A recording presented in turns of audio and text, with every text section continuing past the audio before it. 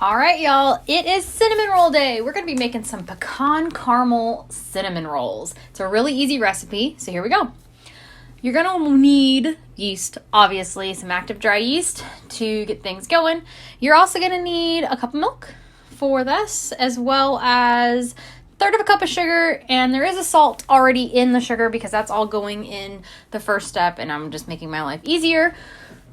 You're also going to need a third of a cup of butter or margarine for this step, 2 eggs, as well as a total of 4 cups of flour, but there's 2 in here because that's what we're starting with. Alrighty?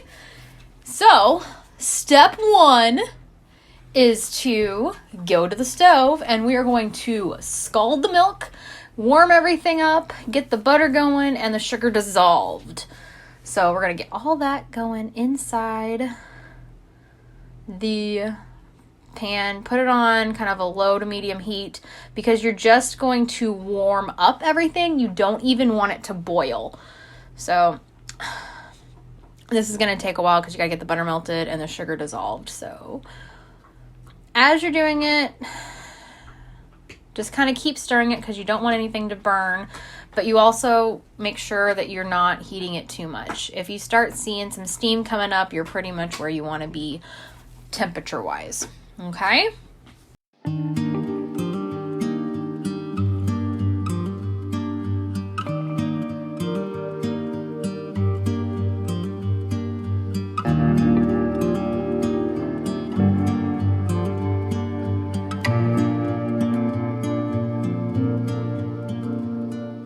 Alright, so once everything is good and the butter's melted, the sugar's dissolved, the salt is obviously in there as well, you're going to just kind of turn the heat off and just let it sit while we do the next step. So in your bowl, you got those 2 cups of flour and the active dry yeast. Give it a good mix to maneuver the yeast all over the place. Now this is a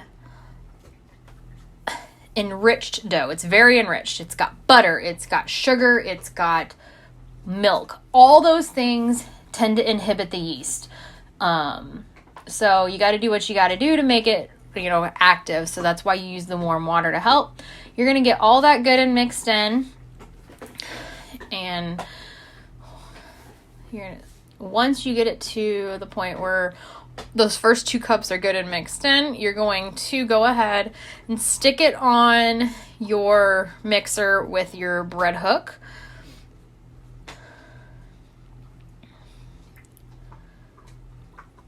And get it going. Just turn it on low. You don't got to turn it on too high. So, see, I got that kind of mixing in there. Now we're going to add the 2 eggs.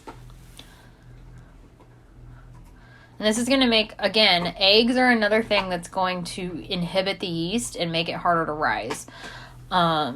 So you got to have some time for this recipe. This isn't a quick bread in any nature.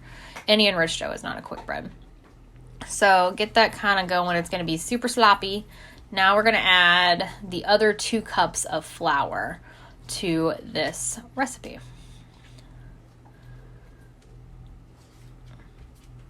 Maybe. There we go. Okay. Add it slow so you don't make a gigantic mess.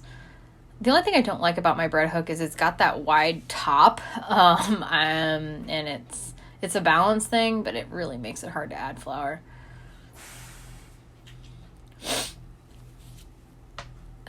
FYI, that was a dumb idea. Don't turn it up. Just take it, let it go slow, and it will combine. It just takes a bit.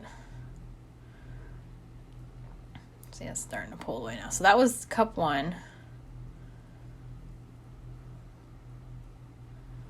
There we go. See? Told you it'd come away. You don't need to turn the mixer up. Don't do what I did. But you can tell it's still super sloppy. So let's add that next cup.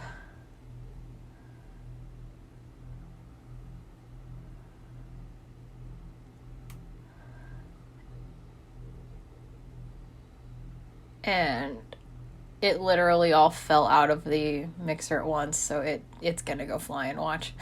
It fell out of the cup in one chunk. It wasn't intentional, so, you know, what's a good baking recipe without flour flying everywhere?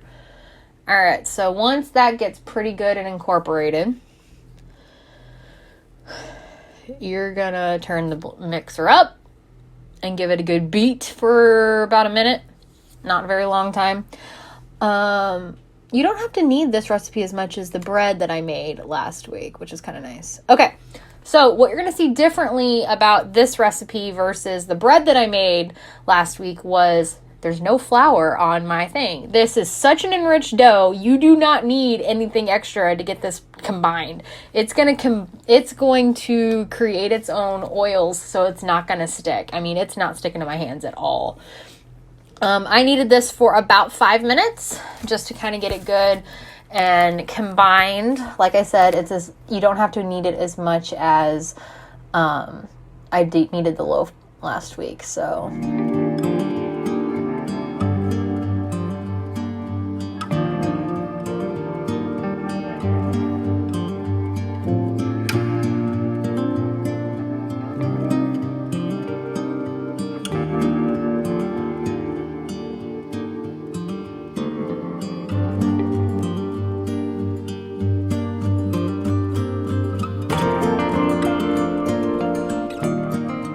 Okay, so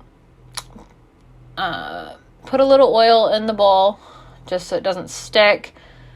Flip it around once. Then you're going to get just cling film. You're going to cover it nice and tight. Stick it in somewhere away from direct sunlight and out of the way because it's going to take a minimum of an hour for this to double in size. The recipe says an hour. It took about an hour and a half to double in size because of how enriched it is. So just let it sit, let it do its thing, and give it time. So once it has doubled in size, see it's all nice and pretty, you're going to, see how it's sticking. So give it a punch, get the air out of it. Should flop right out, which is nice. You're going to divide it into 2 chunks, and this is going to make the step of actually making the rolls a lot easier when you're not working with the whole thing at once. So just slice it up. You're going to take each one, get the bulk of the air out of it, flatten it out. So there's a lot of things that you do with bread that is pretty much universal no matter what you're making, and that's one of the steps to knock the air back. Knocking back is really important, and that's what you're doing. And then we're going to do a second quick rest. This is going to be basically about 10-15 minutes, just long enough to get the toppings ready. Okay, so here's what we need for the toppings. You're going to need 1/3 cup of brown sugar, more butter, about 1/3 cup, 2 tablespoons of corn syrup, and pecans, because pecans are awesome. Okay, so while the dough's resting, go ahead and get your pecans all nice and chopped up. I've got my Pampered Chef chopper and a little container just to kind of contain everything. Yes, if you don't have one of these choppers in your life, you don't know what you're missing. They're the best kind of choppers ever. They really are.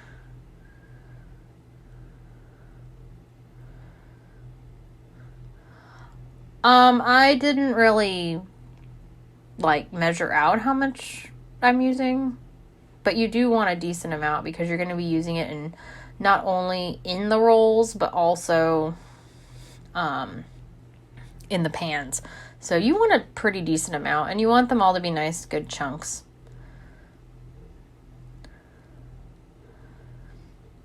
So yeah, I basically just did enough to fill about half of it. So probably about 1.5 cups to 2 cups of pecans chopped up.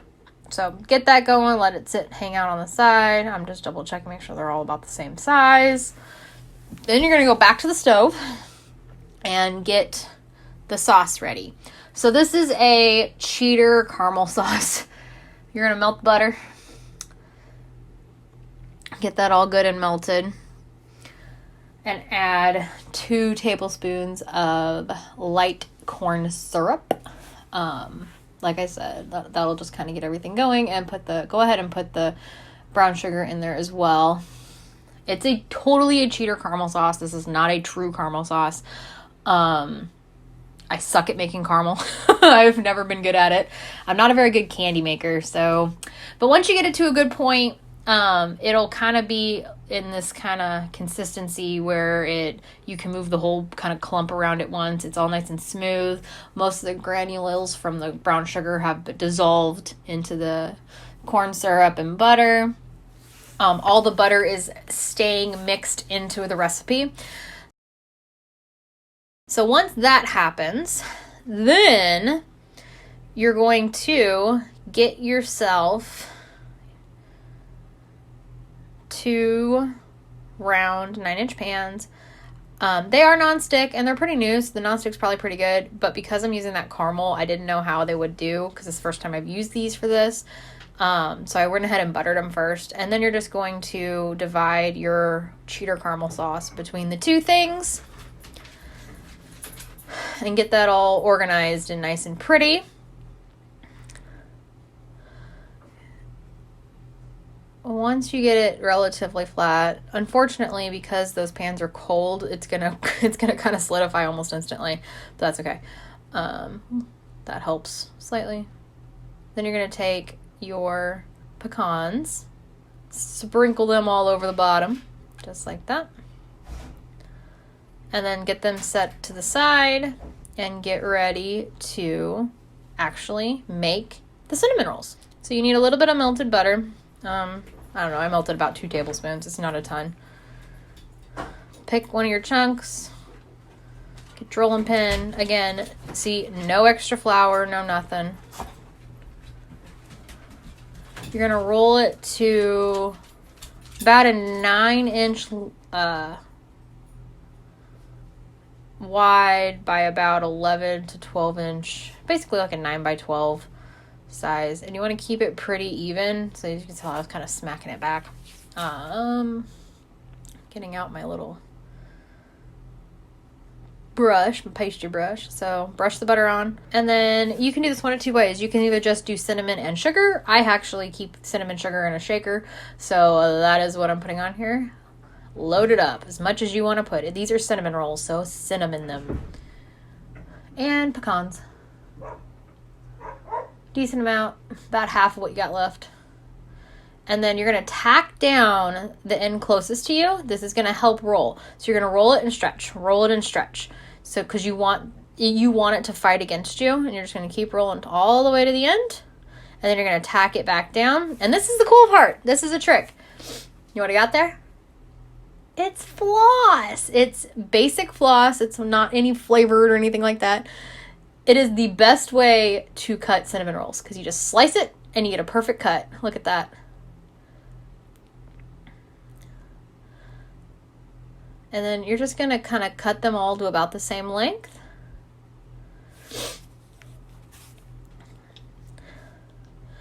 And if you divided your things evenly, each chunk of dough that you made should be enough for 1 round pan.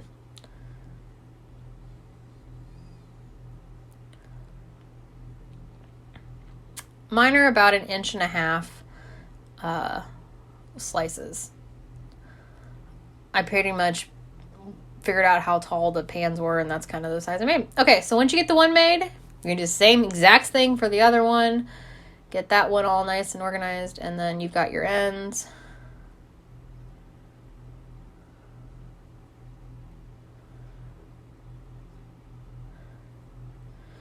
And then if you want to add these end pieces in, you can. But you don't have to. It's up to you.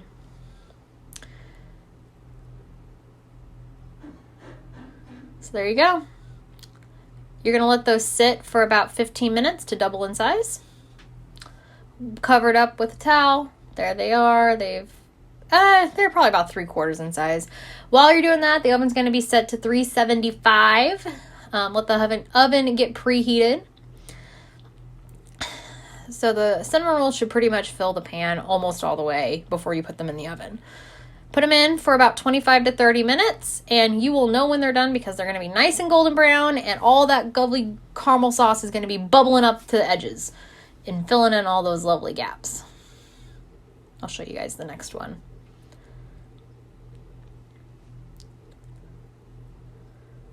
There you go. Nice golden brown, bubbly yumminess. Let them sit for about 2 or 3 minutes just so that the caramel is not so crazy hot. Get a plate, flip it over. Mine are actually cake tins, so they have the edges, which is kind of awesome. So you're just going to flip it over. They're nonstick, and I did the butter thing, so they should pull right out. Big reveal. You guys ready? Here we go.